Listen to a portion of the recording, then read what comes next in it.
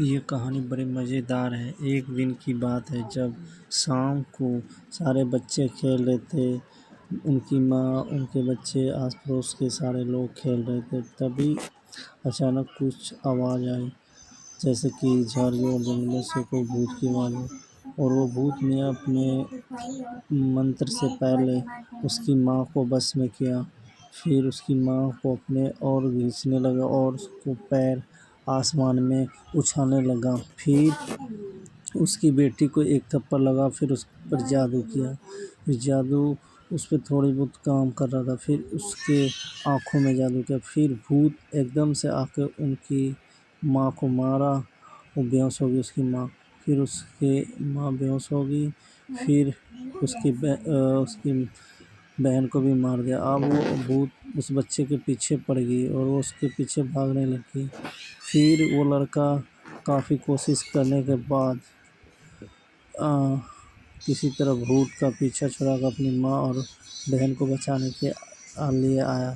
और भूत कई झाड़ियों में सो गई थी। तभी उसकी माँ को उसने जगा दिया और उसकी माँ जैसे ही जागी तो भूत भी जाग गया और भूत माता भी उसके पीछे आने लगी। और भूत उसकी माँ को आदेश दे रही थी कि तुम अपने बच्चों को लेकर घर चले जाओ। तभी वह भूत उस अपने माता के साथ घर में भी आ गई और वो घर में भी परेशान करने लगी। पहले वो बच्चे को इधर उधर हवा में उछालने लगी। फिर जाके वह अपनी जो एक औरत थी उसको जादू मंत्र देने लगी।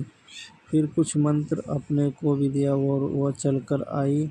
और वो भूत औरत के पीछे खड़ी हो गई और उसको आदेश देने लगी कि तुम दोनों आपस में लड़ो और मैं तब तक आराम करती हूँ। तभी वो दोनों